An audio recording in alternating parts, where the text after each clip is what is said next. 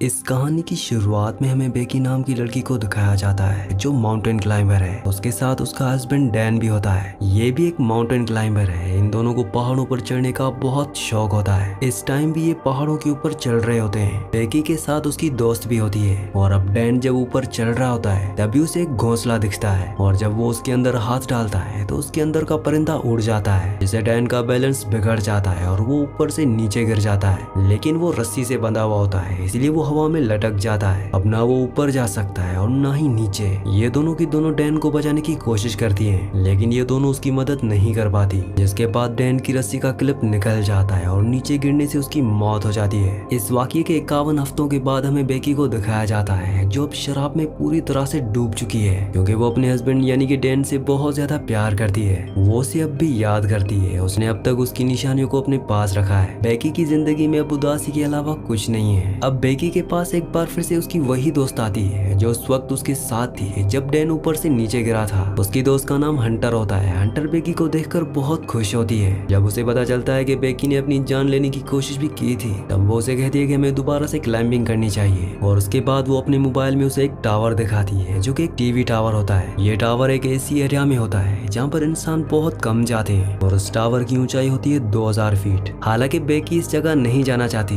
लेकिन जब उसकी दोस्त हंटर उसे कहती है कि टावर के ऊपर चढ़ने के बाद तुम डैन की राह को वहां से उड़ा देना, इससे उसकी सोल को सुकून मिलेगा। ये सुनने के बाद बेकी मान जाती है और अब ये दोनों की दोनों उस वीरान जगह पर पहुंच जाती है और वहां पर ये वीडियोस और फोटोज बनाती है। हंटर उन वीडियोस और फोटोज को अपने इंस्टाग्राम पर अपलोड कर रही होती है। अब ये देखती है कि टावर उनके सामने है जो आसमान की गहराइयों के अंदर जा रहा है, क्योंकि इसकी ऊंचाई बहुत ज्यादा है। आज से पहले इन्होंने कभी भी इतनी ऊंचाई तक चढ़ने की कोशिश नहीं की। इन दोनों को डर लग रहा होता है, पर अब ये धीरे धीरे ऊपर चढ़ना शुरू कर देती है। बेकी का डर ज्यादा होता है क्योंकि उसे पता है कि जिस लोहे से ये टावर बना है वो बहुत पुराना है। उसकी आवाज उसे लगातार आ रही होती है और धीरे धीरे वो हंटर के पीछे ऊपर चढ़ रही होती है। अब जब ये आधे टावर तक पहुंच जाते हैं तो उन्हें एहसास होता है कि यहाँ पर हवाएं बहुत तेज हैं। ये हाइट इतनी होती है जितनी कि एफिल टावर की है, मतलब कि पूरे 1000 फीट। अब ये लगातार ऊपर चढ़ना शुरू कर देते हैं। बेकी जब नीचे देखती है तो उसे डर लगना शुरू हो जाता है, क्योंकि उसने पिछले 1 साल से कोई क्लाइंबिंग नहीं की होती।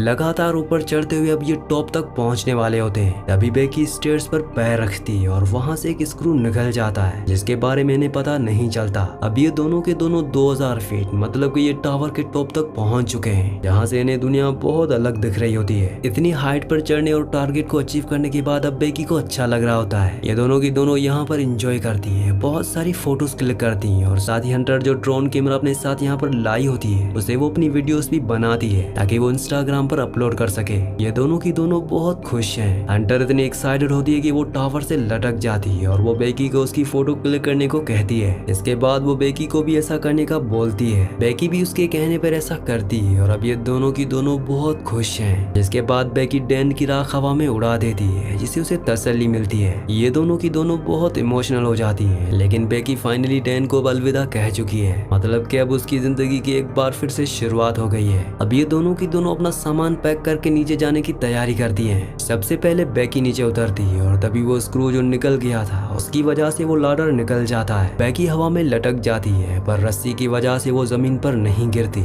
जिसके बाद हंटर उसे वापस खींच लेती है। लेकिन बेकी के पास जो बैग था जिसके अंदर इनके खाने पीने की चीजें थी वो नीचे डिश पर अटक जाता है। यहाँ पर पहुँचना नामुमकिन है। ये अपने मोबाइल को भी चेक करती है, लेकिन यहाँ पर इतनी ऊंचाई पर नेटवर्क भी नहीं होता, मतलब कि अब ये दोनों की दोनों 2000 फीट की ऊंचाई पर फंस चुके हैं। यहाँ दूर दूर तक कोई भी नहीं होता, अगर कोई हुआ भी तो इतनी ऊंचाई से इनकी आवाज नहीं सुन सकता। वीडियो में आगे बढ़ने से पहले एक जरूरी अनाउंसमेंट, अगर आप साईफाई, सर्वाइवल और हॉरर मूवीज के शौकीन हैं तो हमारे दूसरे चैनल को सब्सक्राइब कर लीजिए, क्योंकि वहाँ पर हम हॉरर और साईफाई मूवीज अपलोड करते हैं। तो आप सबसे रिक्वेस्ट है कि जल्दी से जाके हमारे दूसरे चैनल को सब्सक्राइब कर लीजिए। चैनल का लिंक नीचे डिस्क्रिप्शन में है। यहाँ टावर के ऊपर एक बॉक्स होता है जिसके अंदर एक फ्लेयर गन और एक दूरबीन होती है, पर दिन में फ्लेयर गन चलाने का कोई फायदा ही नहीं है क्योंकि दिन में फ्लेयर गन को कोई नहीं देखेगा। अब ये जब दूरबीन में देखते हैं तो सामने इन्हें गाड़ी दिखती है, लेकिन वो लोग इतनी ऊंचाई से इन्हें नहीं देख सकते, ना ही इनकी आवाज सुन सकते हैं। हंटर एक बार फिर से अपना मोबाइल देखती है और जो पोस्ट इसने टावर के पेज से की थी वो पोस्ट इंस्टाग्राम पर पोस्ट हो चुकी होती है, जिस पर बहुत सारे लाइक्स और कमेंट्स होते हैं, मतलब कि टावर पर अब नेटवर्क है। और अब हंटर अपने मोबाइल में मदद के लिए एक मैसेज को रिकॉर्ड करती है और उसे इंस्टाग्राम पर पोस्ट कर देती है, जिसके बाद वो अपने मोबाइल को रस्सी से बांधकर दीवार से नीचे लटका देती है ताकि नेटवर्क आए और उसका मैसेज पोस्ट हो जाए। लेकिन बहुत देर तक वेट करने के बाद भी ऐसा नहीं होता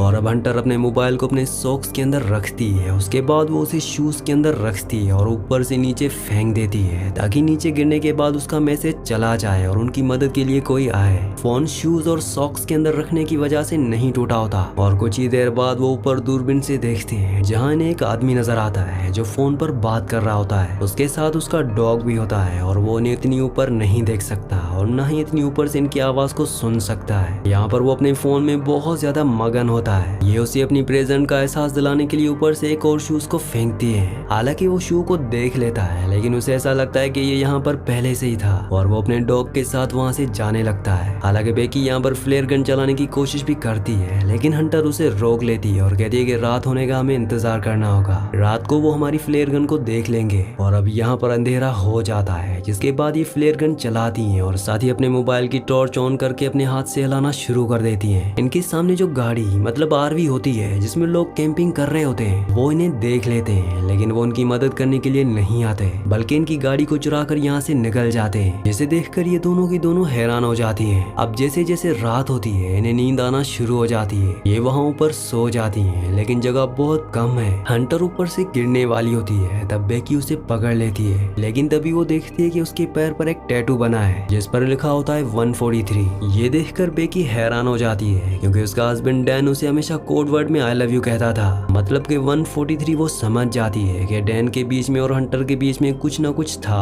और जब वो हंटर से पूछती है तो वो एक्सेप्ट कर लेती है। वो बेकी से माफी मांगती है लेकिन बेकी अब पूरी तरह से टूट चुकी होती है। बेकी की नजर अब भी उस बैग पर है जो बैग नीचे उस डिश पर लटका हुआ होता है। उसके अंदर ड्रोन और इनके खाने पीने की चीजें हैं। इन्हें किसी भी कीमत पर उस बैग को ऊपर लाना होगा लेकिन वहाँ पर सीढ़ियाँ नहीं होती इसीलिए उस बैग तक पहुँचना इतना आसान नहीं है। पर हंटर जो कि बहुत बहादुर होती है वो रस्सी की मदद से नीचे जाना शुरू करती है पर इससे पहले कि वो डिश तक पहुँचती रस्सी खत्म हो जाती है। हंटर जंप लगाकर डिश तक पहुँच जाती है। अब उसके पास बैग है लेकिन रस्सी बहुत दूर होती है। वो सेल्फी स्टिक की मदद से बैग को रस्सी में अटकाती है और उससे जंप मारकर रस्सी को पकड़ लेती है। पर रस्सी से ऊपर चढ़ना इतना आसान नहीं है क्योंकि इसमें बहुत ताकत लगती है और उसके हाथ जख्मी होते हैं जिस वजह से रस्सी उसे छूट जाती है और वो नीचे गिर जाती है। बेकी जब नीचे देखती है तो अभी भी वो रस्सी से अटकी हुई होती है और वो उसे रस्सी के साथ ऊपर खींच लेता है जिस वजह से उसकी जान बच जाती है। अब इनके पास इनका ड्रोन है जिसे ये मदद मंगवाने के लिए यूज करती हैं। ये एक पेपर पर लिखती हैं कि हमें मदद की जरूरत है, हम टावर के ऊपर अटक चुके हैं और उस पेपर को अपने ड्रोन के साथ फिक्स कर देते हैं और अब ये ड्रोन को उड़ाती हैं। पर तभी इन्हें पता चलता है कि इनके ड्रोन की बैटरी बहुत ज्यादा डाउन है। वो सामने दूर दिख रहे घर तक नहीं पहुंच सकता इसीलिए इन्हें ड्रोन को वापस बुलाना पड़ता है और एक बार फिर से रात हो जाती है। रात को जब बेकी सोती है तो ऊपर देखती है कि टावर के टॉप पर एक लाइट जल रही है मतलब कि वहाँ पर पावर है। वो बड़ी मुश्किल से ऊपर चढ़ती है और ड्रोन के चार्जर से उसे चार्ज करना शुरू कर देती है। जब तक ड्रोन चार्ज नहीं होता उसे वहाँ पर लटक कर रहना पड़ता है। अब ड्रोन जब पूरी तरह से चार्ज हो जाता है तो बेकी नीचे उतर जाती है जिसके बाद ये ड्रोन पर वही चिट्ठी लगा देते हैं जिस पर इन्होंने लिखा होता है कि हमें मदद की जरूरत है और इसे उस घर की तरफ भेजती है जो सामने दिख रहा होता है। पर इससे पहले कि वो घर तक पहुंचता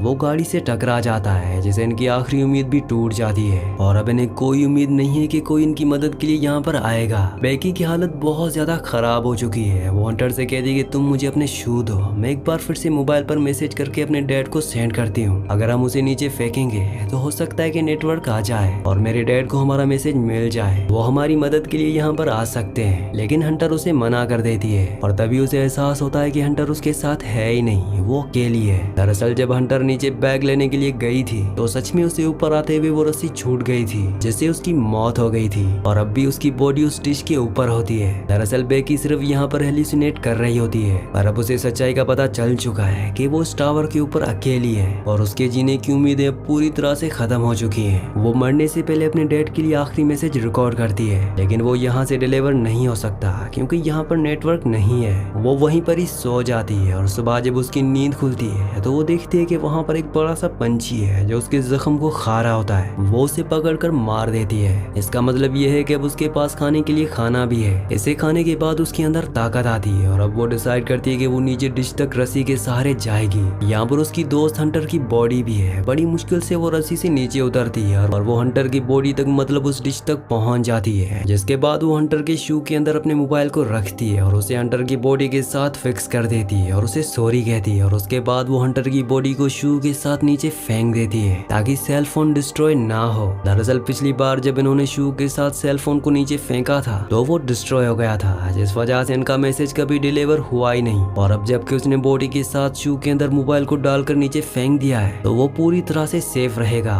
दरअसल टावर के ऊपर नेटवर्क ना होने का मतलब ये भी होता है कि यहाँ पर उसके अपने इतने सिग्नल्स होते हैं कि वो दूसरे सभी अलग सिग्नल्स को ब्लॉक कर रहा होता है। एक बार फिर से रात हो जाती है और बेकी के डैड यहाँ पर आ जाते हैं। वो देखता है कि टावर के आसपास बहुत सारी भीड़ है और वहाँ पर बेकी की डेड बॉडी भी है जिसे पुलिस ले जा रही है। ये देखकर वो पूरी तरह से टूट जाते हैं क्योंकि वो अपनी बेटी से बहुत प्यार करते हैं। पर तभी वो देखते हैं कि पीछे बेकी खड़ी है जो कि पूरी तरह से ठीक है। उसके साथ डॉक्टर्स भी होते हैं। वो बेकी को अपने गले से लगा लेते हैं और इस तरह से बेकी की जान बच जाती है। वैसे इस कहानी से आपको सीखने को क्या मिला मुझे नीचे कमेंट्स में जरूर बताना। इसी के साथ इस मूवी का इस कहानी का एंड हो जाता है। अगर आपने हमारे चैनल को सब्सक्राइब नहीं किया तो चैनल को सब्सक्राइब कर लें और वीडियो को लाइक करना मत भूलिए।